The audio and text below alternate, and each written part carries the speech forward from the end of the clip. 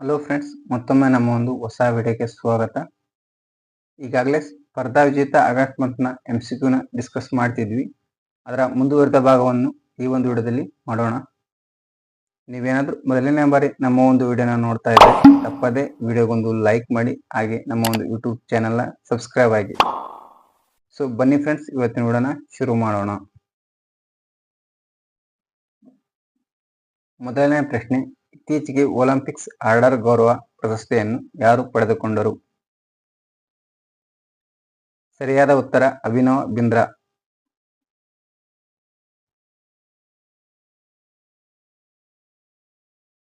Olympic ಕ್ರೀಡಾಕೂಟದಲ್ಲಿ ನೀಡಿದ ಅಪೂರ್ವ ಸಾಧನೆಗಾಗಿ ಈ ಪ್ರಶಸ್ತಿಯನ್ನು ನೀಡಲಾಗುತ್ತದೆ.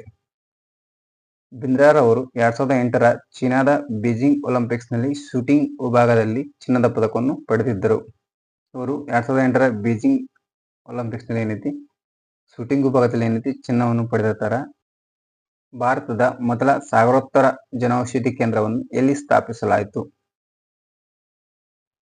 ಸರಿಯಾದ ಉತ್ತರ ಮಾರಿಷಸ್.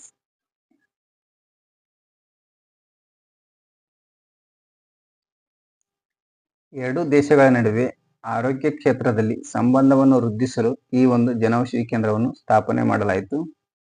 ಈ ಒಂದು ಜನೌಷಧಿ ಕೇಂದ್ರವನ್ನು ವಿದೇಶಾಂಗ ವ್ಯವಹಾರಗಳ ಸಚಿವ ಎಸ್ ಜೈಶಂಕರ್ ಅವರು ರೀಸೆಂಟ್ ಆಗಿ ಮಾರಿಷಸ್ನಲ್ಲಿ ಉದ್ಘಾಟಿಸಿದರು. ಹಾಗೆ ದೇಶದವರಿಗೆ ಸ್ಥಾಪನೆ ಆಗಿರುವ ಮೊದಲ ಒಂದು IIT ಬಂದ್ಬಿಟ್ಟು IIT ಮದ್ರಾಸ್. ಈ ಒಂದು IIT ಮದ್ರಾಸ್ 2023ರಲ್ಲಿ ತಾಂಜೇನಿಯಾ ದೇಶದಲ್ಲಿ ಸ್ಥಾಪನೆ ಮಾಡಲಾಯಿತು. ಮೂರನೇ ಪ್ರಶ್ನೆ, PM ಸ್ವನಿಧಿ ಯೋಜನೆಯ ಮುಖ್ಯ ಉದ್ದೇಶವೇನು? ಸರಿಯಾದ ಉತ್ತರ ಬೀದಿ ಬದಿ ವ್ಯಾಪಾರಿಗಳಿಗೆ ಸಾಲವನ್ನು ನೀಡುವುದು.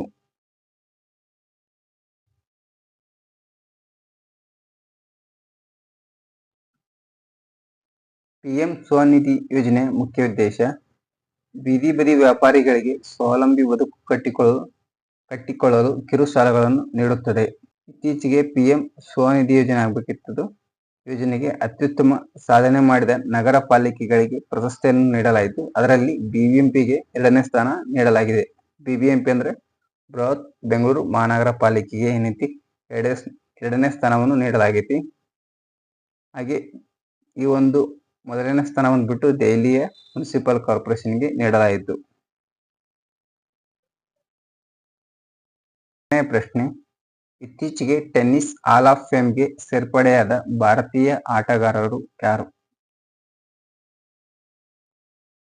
ಸರಿಯಾದ ಉತ್ತರ A ಮತ್ತು C. ಲಿಯಾಂಡರ್ ಪೇಸ್ ಹಾಗೆ ವಿಜಯ್ ಅಮೃತರಾಜ್ ಸಹ ಟೆನ್ನಿಸ್ ಹಾಲ್ ಆಫ್ ಫೇಮ್ಗೆ ಸೇರ್ಪಡೆಯಾದ ಭಾರತೀಯ ಆಟಗಾರರು.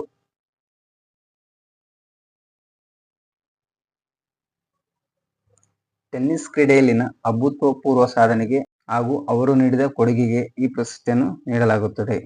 ಹಾಲ್ ಆಫ್ ಫೇಮ್ ಪ್ರಶಸ್ತಿ ಹಾಗೂ ಗೌರವ ಪಡೆದ ಏಷ್ಯಾದ ಮೊದಲ ವ್ಯಕ್ತಿಗಳೆಂಬ ಕೀರ್ತಿಗೆ ಇವರು ಭಾಜನರಾಗಿದ್ದಾರೆ.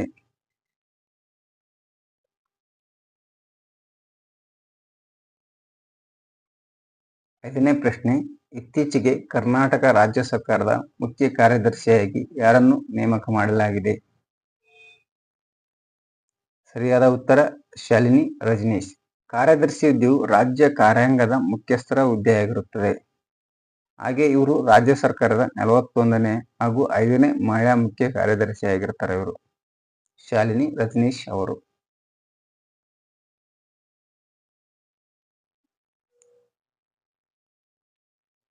ಆರನೇ ಪ್ರಶ್ನೆ, 2024ರ ಪ್ಯಾರಿಸ್ ಒಲಿಂಪಿಕ್ಸ್ನಲ್ಲಿ ಭಾರತ ಒಟ್ಟು ಎಷ್ಟು ಪದಕಗಳನ್ನು ಗೆದ್ದುಕೊಂಡಿತು? ಸರಿಯಾದ ಉತ್ತರ C 6. ಒಟ್ಟು ಭಾರತ 6 ಪದಕಗಳನ್ನು ಗೆದ್ದುಕೊಂಡಿತು. ಅದರಲ್ಲಿ 1 ಬೆಳ್ಳಿ ಹಾಗೂ 5 ಕಂಚು ಪದಕಗಳನ್ನು ಗೆದ್ದುಕೊಂಡಿತು.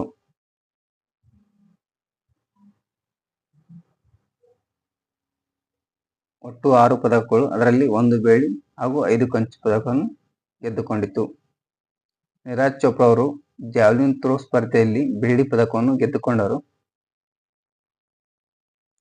ಅಮನ್ ಶರಾವತ್ ಅವರು ಫ್ರೀಸ್ಟೈಲ್ ಸ್ಪರ್ಧೆಯಲ್ಲಿ ಕಂಚು ಪದಕವನ್ನು ಗೆದ್ದುಕೊಂಡರು. ಮನು ಭಾಕರ್ ಅವರು 10 ಮೀಟರ್ ಏರ್ ಪಿಸ್ತೂಲ್ ವಿಭಾಗದಲ್ಲಿ ಕಂಚು ಪದಕವನ್ನು ಗೆದ್ದುಕೊಂಡರು. ಹಾಗೆ ಸ್ವಪ್ನಿಲ್ ಕುಶಾಲೆ ಅವರು 50 ಮೀಟರ್ ರೈಫಲ್ ವಿಭಾಗದಲ್ಲಿ ಕಂಚು ಪದಕವನ್ನು ಗೆದ್ದುಕೊಂಡರು.